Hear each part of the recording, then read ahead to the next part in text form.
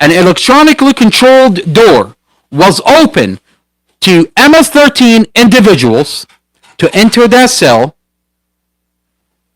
and stab this inmate. So you want to tell me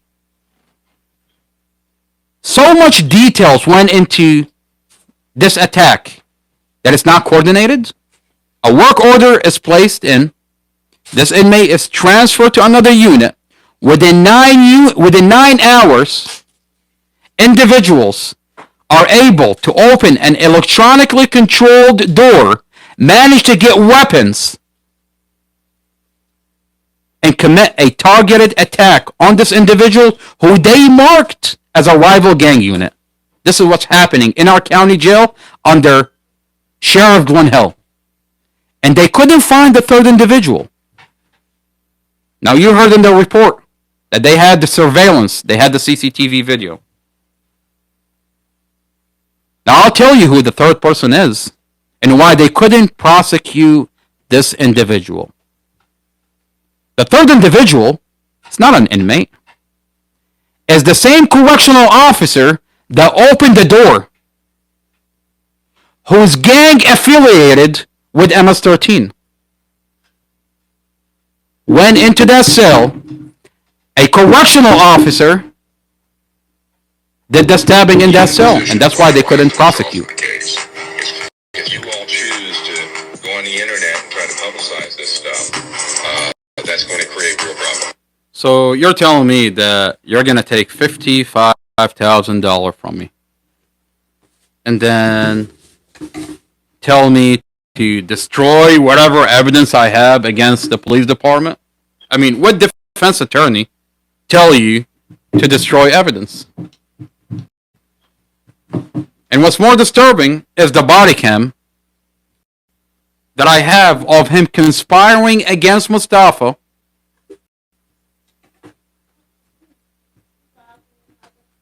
after correctional officers go in, beat Mustafa, sexually assault Mustafa, deny Mustafa medical.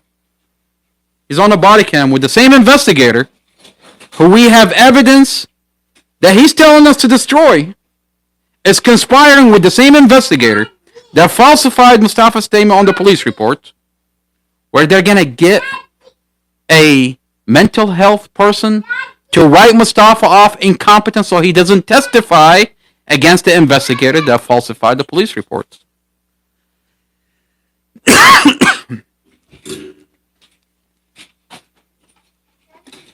I want to remind this community that Mustafa has a legal fund.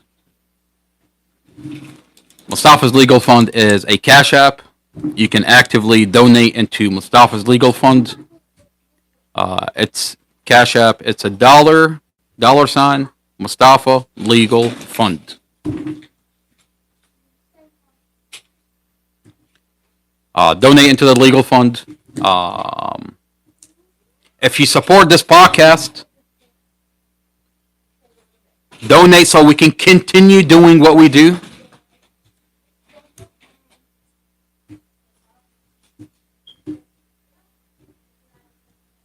This is Mustafa's voice. Mustafa's phone calls every 3 days, $50. That's not counting every 3 days. Imagine, every 3 days is $50. That's not counting the money we put for his commissary.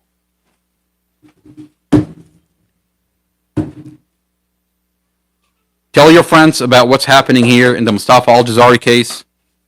When you go to church, tell your church members that Mustafa has a legal fund. This is not easy. This is a nightmare, but we're fighting through it. And we're going to continue to fight through it. We're going up against a county. They send you a lawyer that steals your money. Now you're in a position where they took your money. I mean, this is a nightmare.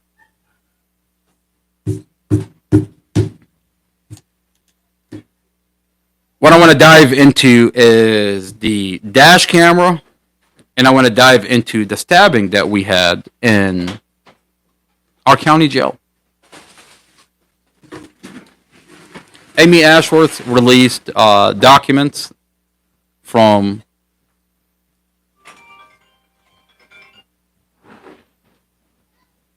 the investigation into the stabbing in our county jail. They say for immediate release, the Office of the Commonwealth Attorney announces the sentencing of Brian Hernandez Diaz and Jamie Garcia Mendoza in connection to a gang-related assault in the Prince William County Adult Detention Center here in Virginia. Please see the press release below for more details. So let's see the press release.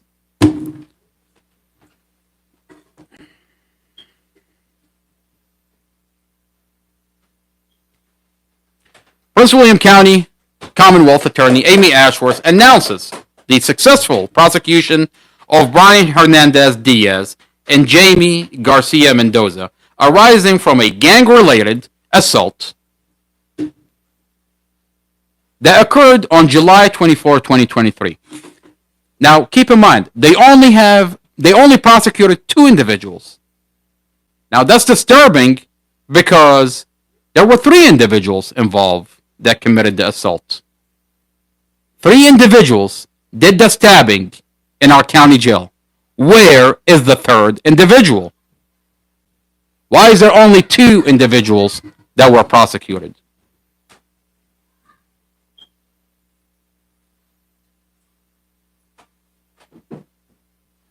It says both individuals entered guilty plea to charges of malicious wounding on September 26, 2024. So the assault happened on July 24, 2023, and those 2 individuals entered a guilty plea on September 26, 2024. That's really interesting. September. I remember I reached out to this individual that was stabbed. He was on house arrest at the time. I went out, I sat down with him, I conducted an interview, a video interview, and I supplied the FBI with that interview.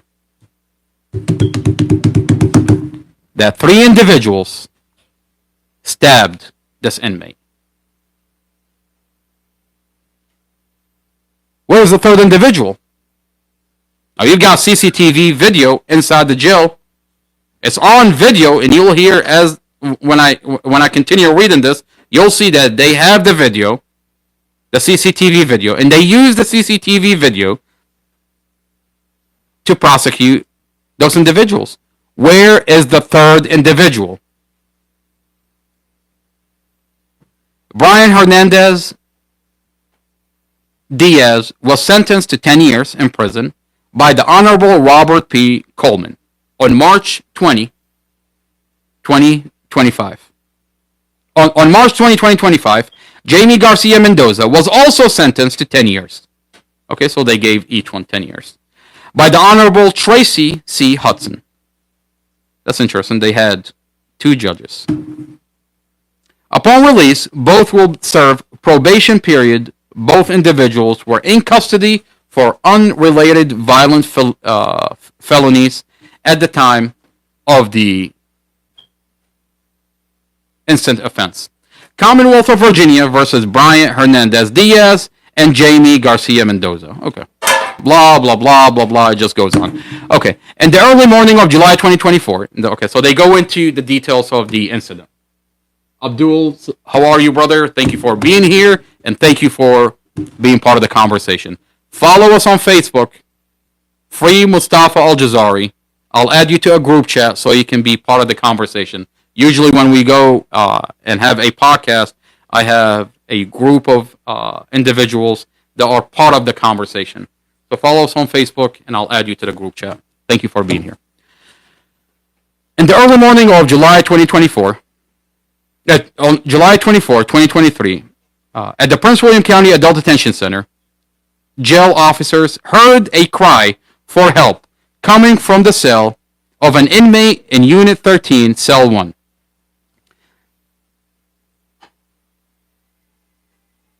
They saw an individual later determined to be Jamie Garcia Mendoza Jamie Garcia Mendoza. His nickname is Sonic. So Jamie Garcia Mendoza.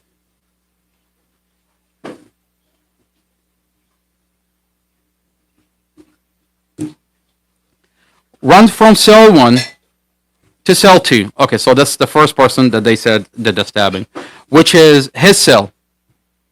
Upon entering the victim's cell, they observed the victim bleeding from his face and chest and blood all over his clothing and bedding. Upon closer inspection, officers observed multiple deep laceration, puncture wounds consistent with various sharp-edged weapons. Question is, where are these inmates getting weapons from? You're telling me that this inmate had a sharp object, was able to get a sharp object? I mean, I thought you do. I thought you are inspecting for a weapon. You're not supposed to have weapons. How are inmates getting weapons? Sheriff Glen Hill. That's a good question for Sheriff Glen Hill. How are inmates getting weapons? How are they manufacturing weapons inside the jail? How did those individuals get their hand on a weapon? Notably, a small puncture wound on his chest, consistent with a nail or other narrow pointed object. This was taken to the medical facility within the jail and later brought to Inova Fairfax Hospital, where doctors treated him for serious injuries. He stated that there were multiple individuals involved in the beating, all of which stated they were going to kill him, and all of which held him down and used weapons to stab and cut him all over. Two of the individuals were Brian Hernandez Diaz and Jamie Garcia Mendoza. Was an unprovoked attack based on the assumption that the victim was affiliated with a rival gang to L.A. Maria Salvatore MS-13. Okay, so they thought he was a rival gang member, so they went in and stabbed him. Okay. Of which the defendant are associated with. Jail officers observed the bloody clothing in Hernandez Diaz's cell, along with reddened knuckles and blood on his hand. In his cell, they found a 4-inch long nail with blood on it stuck in the drain of the toilet. Okay. This is hard to read. Okay. The case was prosecuted by Senior Assistant Commonwealth Attorney Alex Brandler. Detective Casey Nelson was the case agent, and Alina Lethan from the victim witness unit assistant in the case. Okay, those individuals. Those individuals. At the time, we sat down with this inmate who was on house arrest, and we publicized the video interview that we had with him. This inmate specifically said there were 3 individuals that attacked him. Where's the 3rd individual? Now, they go on and say,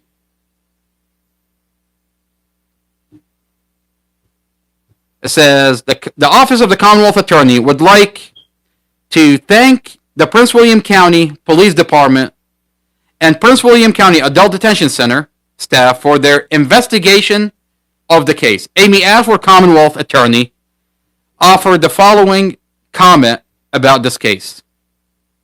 In quote, the identification, arrest, and conviction of these 2 individuals was possible due to the cooperation of many witnesses, video surveillance,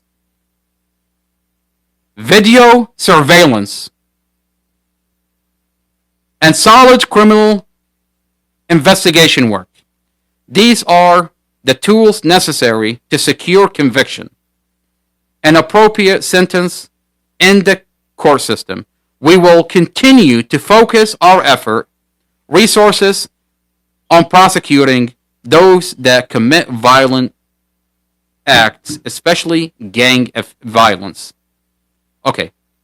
So Commonwealth Amy Ashworth says, we relied on, one of the things that she relied on is video surveillance. This inmate, who we have a video interview with, just about an hour-long video interview, specifically go into details that there are 3 individuals that entered his cell. You have video surveillance. How is it possible that you couldn't identify the 3rd individual? You've got CCTV inside your jail. You see them on your camera. Where is the 3rd individual? Why is there only 2 that's prosecuted? You can listen to the full interview on our YouTube. You can listen to it on our TikTok. If you type "not another boring podcast," you'll find our TikTok, you'll find our Facebook, you'll find our YouTube. This interview is there. It's about an hour long. And this inmate, his mother is sitting right next to him, and another individual is sitting next to him, translating. For the most part, he speaks in English, but when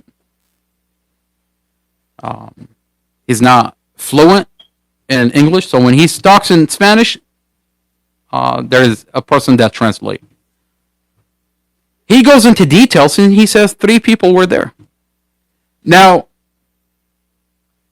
what's disturbing is there is no way that the door can open unless a correctional officer opened that door. These doors are electronically, they electronically close, electronically open. There's a button that a correctional officer will have to press for that door to be open. Now, this inmate was stabbed not in his unit. This was a coordinated attack on this inmate, who is a rival gang member. A coordinated attack. What does that mean? What does it mean when I say coordinated attack? This inmate was in one unit. A work order was put for this inmate to be transferred to another unit.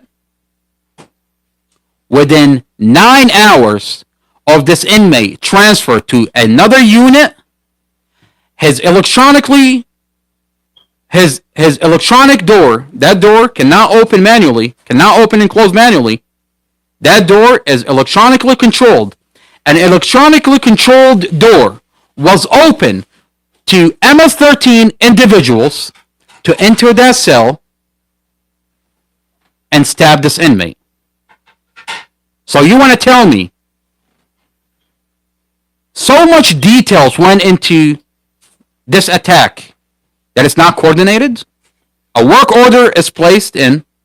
This inmate is transferred to another unit. Within 9 hours, individuals are able to open an electronically controlled door, manage to get weapons, and commit a targeted attack on this individual who they marked as a rival gang unit. This is what's happening in our county jail under Sheriff Glenn Hill. And they couldn't find the 3rd individual. Now, you heard in the report that they had the surveillance, they had the CCTV video. Now, I'll tell you who the 3rd person is and why they couldn't prosecute this individual. The 3rd individual, it's not an inmate, is the same correctional officer that opened the door, who's gang affiliated with MS-13. Went into that cell, a correctional officer did the stabbing in that cell, and that's why they couldn't prosecute.